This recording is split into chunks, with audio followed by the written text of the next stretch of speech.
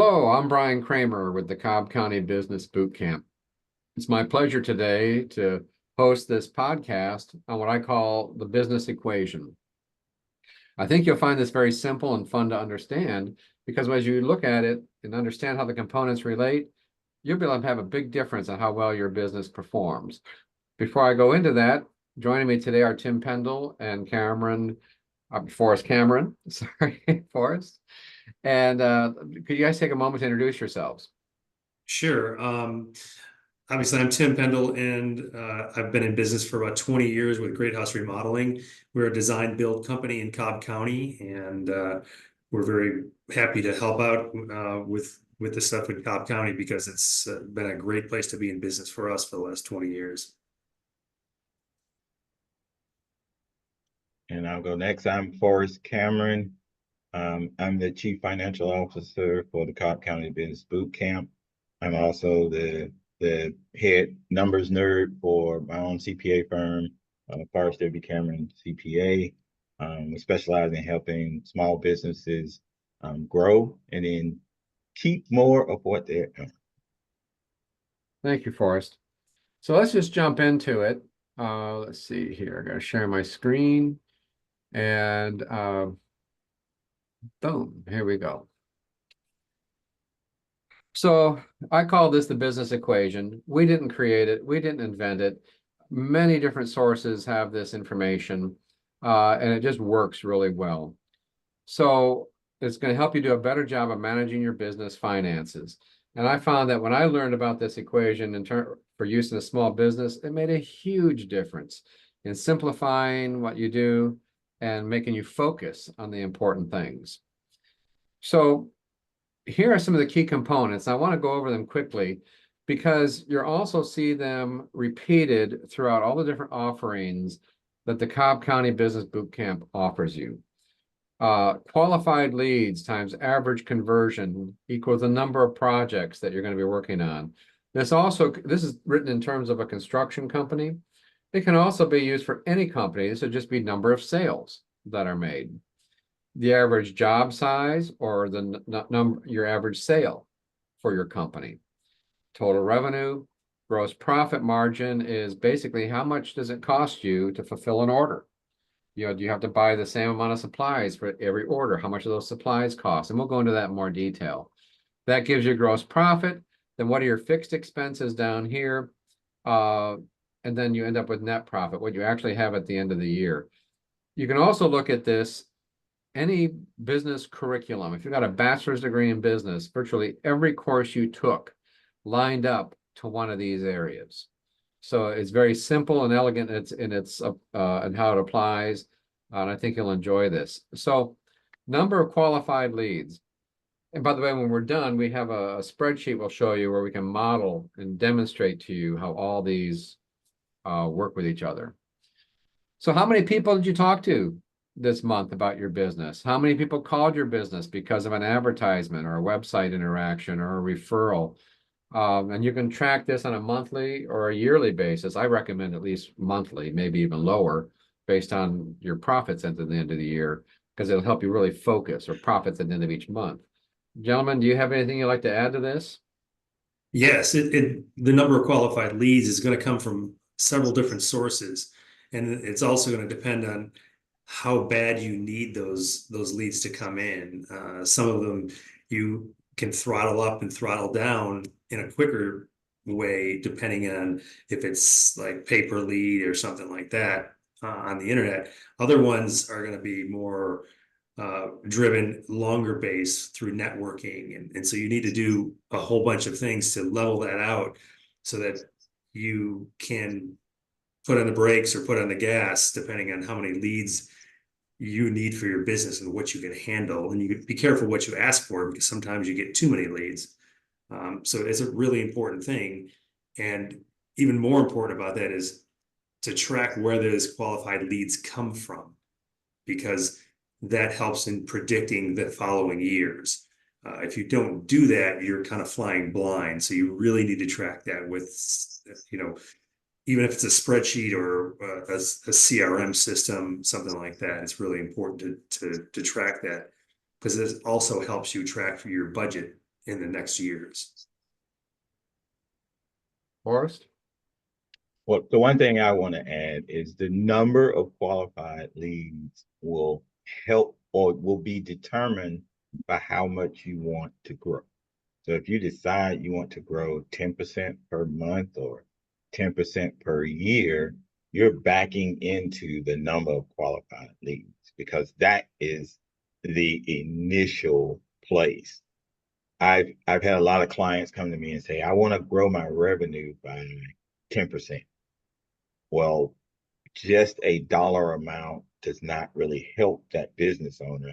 The number of qualified leads tells you how many people you need to come through the door, who your sales teams need to talk to get to that revenue growth number that you. Yeah, that's a really good point. It's very easy for people to say, I want to grow revenue by 10%. But unless you understand these components and how they interact with each other, you fall short on being able to say, how will I grow my revenue by 10%? Yeah. So then the average conversion rate, I just made it very simple here. How many of those leads decided to buy from you?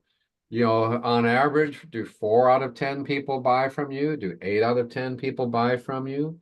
I was also taught when I was playing with this equation, and you'll see it at the end, that improving your conversion rate can have one of the biggest impacts on profit at the lowest cost. You know, sometimes that's one of the easiest things to impact. Tim or Forrest, do you want to add to that? Sure, I'll go ahead.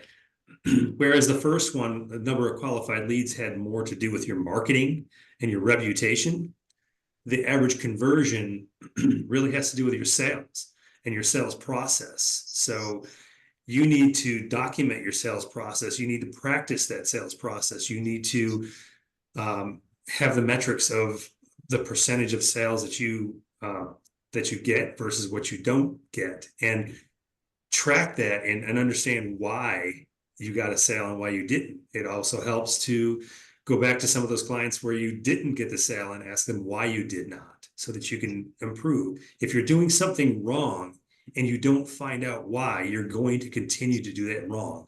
That's just banging your head up against the wall. Ask that question. Why did I not get this done right? And you know, it's okay to be wrong. It's really important to be wrong.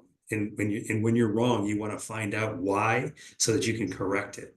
And average conversion of not making the sales is really, really important. I would also encourage anybody to read a bunch of sales books or take some sales training, because it's at the beginning for a reason. Because if you don't do this right, the rest of that stuff doesn't matter. Forrest? I agree completely. Most of us don't go into business to become salespeople, but that's exactly what we are as that business owner. If you don't sell or hire a very good sales team, then your business is going to have a hard time growing. I'll give you a personal example from me. People that come in through my leads or my funnel, I offer a 45-minute discovery call. And that discovery call is really my sales opportunity. My conversion rate was pretty low. One thing that I started doing was, because those were through Zoom, record those calls. And then I would have an action review of how poorly I did to get my conversion rate up. Yeah, I have found, Tim made some very good points about sales training and asking, things of that nature. Just asking, that might consume 2 or 3 hours of your time, following up with some previous customers or people who didn't become customers. And then maybe a couple more hours to think, how can I improve and implement it? And boom, you'll see an improvement. It does not necessarily have to be a big investment. Now, by investing in this, you also get better and better at it. And it gives you the opportunity to earn more expensive jobs, higher revenue jobs, because people start having faith and trust in you, and you can more completely convey your value proposition. Do a better job than your competition at doing that. So I'm very high on the average conversion rate for your business. It doesn't take that much and you'll get big results. Two things I'd like to speak to about conversion rate. One is if your conversion rate is too high, that's going to go into your sales process. And are you charging enough? Okay, that's really important. If you're not charging enough, generally people aren't going to tell you that because they're going to tell their friends that you're cheap and you're going to get more jobs that you are not making money on. And so it's really important to know your market. And two, there's a great thing about business is what's your why. A lot of times, I don't remember what the gentleman's name is, but he talks about the why. And when people call you in this day and age, they've already done some research on your company. So all that discovery that has happened has already predetermined to some point whether or not you're going to get that conversion because your reputation, what they've read on you, the pamphlets that you put out or whatever it is, have already put you in that position that they made the call. And now you're there to essentially close the sale. And it's basically yours to lose. So you got to know that process. Thank you, Tim. That's very well put. Very well put. So the number of projects, I'm not going to spend much time on this because it's simply qualified leads times the conversion rate that says how many projects you're going to have. The next one is the average job size. Now this, I think, again, is something that Tim was inferring and I was inferring before, that as you get better and better at your conversion rate, you can charge more. You start to earn the right to charge more for your services because people see the value. But another component of average job size could also be the number of transactions in each job. Oftentimes you can add one more component, one more transaction in there to complement your existing set of services. And that can immediately have a big impact on your average sale. Do you guys want to add anything to this? Yeah, this one's more of an upsell type thing, or would you like to supersize this? Would you like fries with that? Basically, if we do remodeling, so if we're in someone's house and we're looking at the bathroom and then we see a stain in the ceiling, hey, you got a roof leak, or there could be some water leaking from your bathroom upstairs. We want to take a look at that. Those are options. Oh, do you do that? Yeah, we take care of that. Oh, well, we have some painting that needs to be done. All of a sudden your ticket, the size of your ticket goes from one, and it increases by 20%. And so that's an extra 20% in sales that you're doing. The restaurants do that all the time. You may not, you're getting a regular Coke, you want a 20 cent, it's $1 Coke and you want to upsize that, it's 20 cents more. Well, you really think it's 20 cents more, it's costing them 20 cents more to put that much more, liquid in there? No, they just made 20 cents more. So it's a great thing to do because you'll see later on, it comes down to when your net profit, and we do percentages, you increase the average size of your project by 10, 20%. That's a direct reflection to your net profit. So going along with that restaurant example, Tim, did you save room for dessert today? Mm-hmm. We don't do dessert. But if they sell 50% more desserts, hey, there's more money there. Forrest, do you want to add anything to that? Yeah, for service-based businesses, that average job size can be sometimes packages. I think you see it probably all over the internet now. If you bought any type of subscription service, they always give you a good, better, best. With the better being the one that they really want you to take, and then they will be happy to get you to do the best. But going back to the restaurant, um, the Wendy's triple came into they invented the Wendy's triple because they wanted to sell more doubles.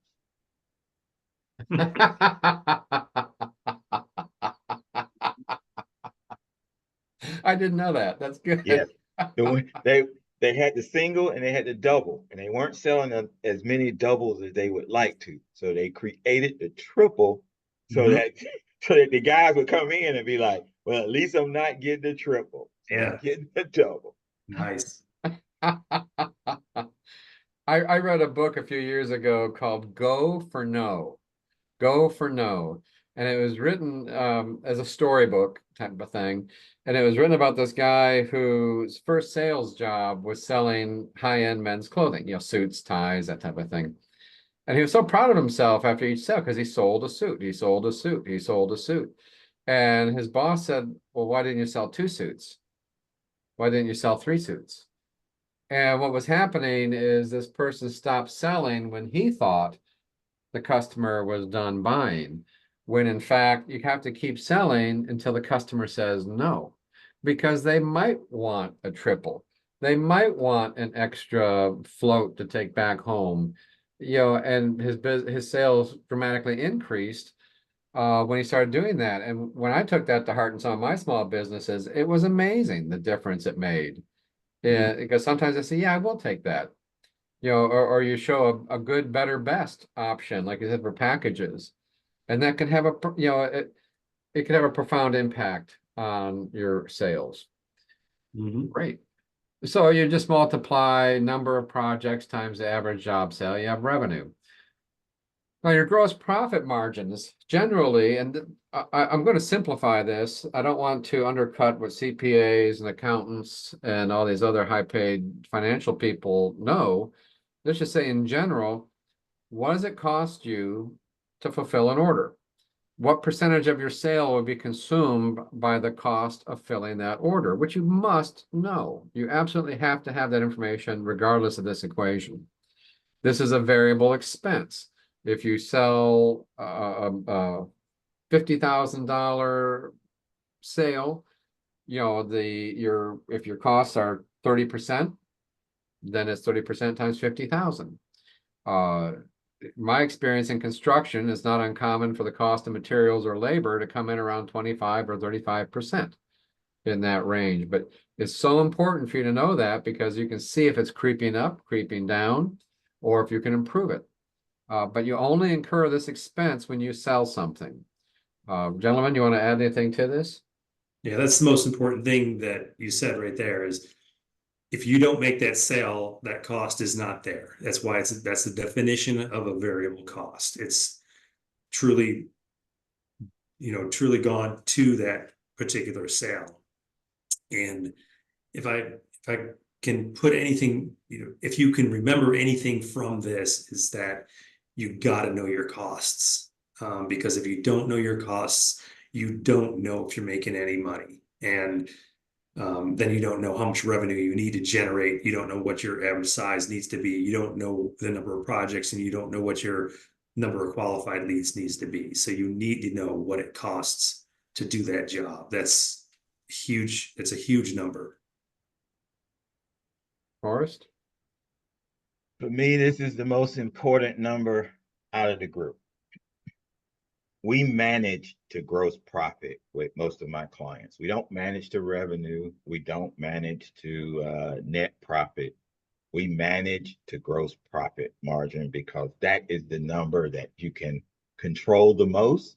It is also the number that makes the most difference because after the gross profit margin is everything you have left over to pay other business expenses. The other side with gross profit margin is there's a lot of ways that you can go out and see what the gross profit margin average is for your particular industry. With some industries it's 20 to 25%, but there are other industries where the gross profit margin is 65%. Mhm. So if you're at 25%, but the average is 65%, you are getting beat up by your competition. So it's the number that you have to know, manage, and then make sure you're within, you want to be better than the average, but not worse than the Mhm. Thank you, Forrest. That clearly you have an opinion on this. average. Yeah. And I'm going to eat crow on the following slide, so be nice to me. Yeah, so gross profit is simply then revenue times whatever percentage of your average sale is for costs. That's how much money you have left to pay everybody else. So then what's overhead? These are your fixed expenses, such as rent. These are things you're going to pay whether you're making sales or not. Put another way, if you're in the hospital for a month, you're still paying these bills.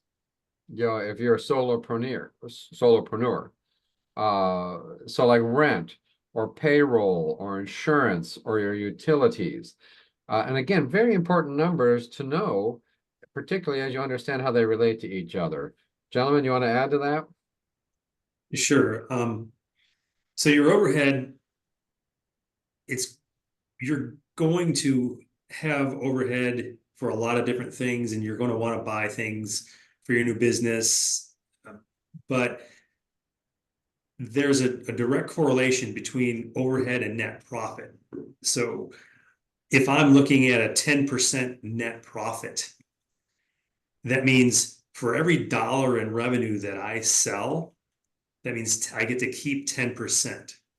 So if I'm going to spend $1 in overhead, that means I am going to have to justify that expense times 10 to get my profit out of it. So if I'm going to spend, let's say if I'm going to hire a person that's going to be overhead and they're $50,000 for me, I need to bring my revenue up by $500,000, 10 times 50, in order to get that net profit. It's really important to understand that when you increase your overhead, it is a huge impact to your net profit, depending on what your net profit percentage is going to be. So it's nothing to, a lot of people start their new companies and buy all brand new stuff or just purchase things willy-nilly. It's important to keep that under control. On the other hand, also, if things are going poorly, it's very difficult to shrink your overhead. You can't cut your way out of losses. It's better to try and grow your way out of losses through the number of qualified leads, number of projects, average size job, and your gross margin. So that's what I got to say. Amen to that. Forrest? Yeah, I fully agree. Overhead, if you look at the equation, you have the gross profit minus your overhead equals your net profit. The net profit is what you as the business owner get to take home and put in your pocket. Well, the higher that overhead number, the less you get to put in your pocket. Mm-hmm. So when you're all done with this equation, you end up with net profit. And this is the amount of money you have left after everything is paid. And when you use the model that we're going to show you now, after I finish with this PowerPoint, you'll be able to see how the decisions you make in these different areas impact net profit. And while Forrest talked about managing the gross profit, I like to use net profit as my first warning indicator. Has it gone up? Absolutely. Has it gone down? Has it become red? It's like, oh, sound the alarms. So let me, well, before I move on, Tim, do you have anything you want to say on net profit? Yeah, just, if you're looking at, you have to look at your total revenue, your gross profit, and your overhead, those three components, because if your gross profit is low, you're going to have to really, really, really increase your revenue to take care of your overhead. If your overhead is so high and your gross profit's low, it's going to be almost impossible to dig yourself out of a hole. Like, if you don't know your costs and you have a low gross profit margin, it doesn't matter if you sell 10 products or 10,000 products. if you're losing money on those individual ones, it's not about volume, it's about margin. It's really important to know what you're making for each one of those widgets that you're selling. So the net profit is directly related to total revenue and individual revenue of each of those types of things. Great. Thank you. So let me stop this. And now I will share the spreadsheet. Here we go. So can you see the spreadsheet? Did I do that right? Yes, you did. Yep. Okay. So this is just a spreadsheet version of the chart that we were just walking through and explaining. So I'm doing this on a monthly basis. And these are my base assumptions. And look, I'm really stinking at this game. So far it looks like per month I'm losing $1,125. Per year I'm losing $13,500. Not a story I want to go home and tell my wife. So I'm saying we have 10 leads per month, a 25% conversion rate. That gives me 2.5 sales per month. Our average sale is $500, so the total monthly revenue is $1,250. For every sale I make, 30% of it goes to cover the cost of making that sale. So that gives me a gross profit margin of $875. So basically it drops $1,250 down to $875 once I take that 30% away. My fixed costs are $2,000. Oh man, my net margin is minus 90%. Again, not a good story. But if I come up here and say, what if I just talk to 15 people per month instead of 10? When the calculator does all the math, it says now I'm only losing $687.50 a month. So I can ask myself, is it possible for me to talk to 5 more people or get 5 more people to call me? What would it take to do that? Guys, do you want to comment on that as well? That's all about marketing. Yep. And not just marketing, it's marketing consistency in your drive. It's the drive of the solopreneur. It's also networking. Yes. Getting out, joining a networking organization so people get to know you and can refer you. They can talk intelligently about your business. But that's it. That's why you wake up in the morning when you're starting a business. But I've taken some of Tim's comments to heart about sales training, sitting down and saying, what am I doing right? What am I doing wrong? Maybe I've listened to Forrest and he's talked to me about my value proposition. And I now, instead of every time I talk to 10 people, I close 2.5 sales, I'm gonna make that 40%. So now I'm closing 6 sales out of every 10 I talk to. And lo and behold, now my net profit is $100 a month. And at the end of the year, I have $1,200 extra dollars to bring home. So, Hey, Brian, can I yeah, interject something there? sure. This is exactly what I was talking about when people say, oh, I want to increase my revenue. Well, how are you going to increase your revenue? If you notice, what you did was got 5 more qualified leads and you improve your conversion rate from 25% to 40%, but your revenue went from $1,200 a month to $3,000. Yep. And When I that's first, how you prove I can do this. Because if you had just said, I want to improve my revenue from 1,200 to 3,000, then the question becomes how? right. And it's also time to look in the mirror and say, is this something I want to do? Can I do it? Can I do it? It can be a real gut check, or it can also be one where you say, that's all it takes? Really? That's all it takes? Okay, I'm down for that. And so now I'm moving in the right direction. Now we can come over here and say, well, what's my average sale size? Maybe I add another transaction to the mix. And So now instead of $500 as an average sale, it jumps up to $650. Oh, look how it all plays through the equation. But I find that this is a gut check. You can play with these numbers and say, where am I lacking? Where am I broken? Because maybe you're way off on fixed costs. Maybe your fixed costs are higher than you think they are. And then as Tim was pointing out, with the fixed and the with your fixed costs, you got to make more sales if that goes up. That's just all there is to it.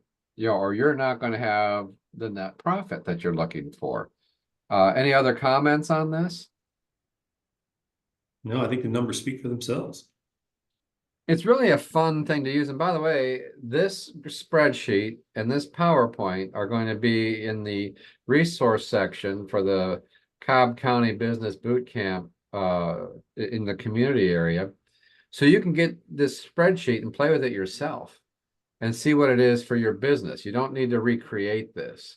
But I found this to be very eye-opening because I thought, really, that's all I have to do.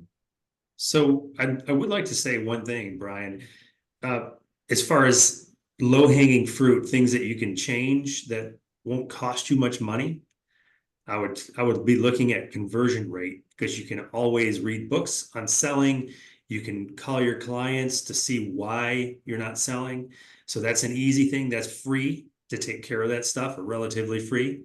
And the average sale per, your average sale, that's something that's free as well. You can upsell.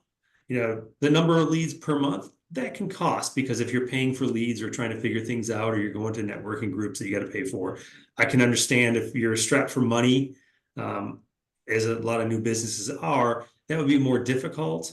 But conversion rate and average sale, those are free to change. Go The ahead, thing that I Forrest. would like to add is, one, with that average sale, maybe it's not even an upsell. Maybe it's just you haven't raised your prices in 5 years and you need to raise prices.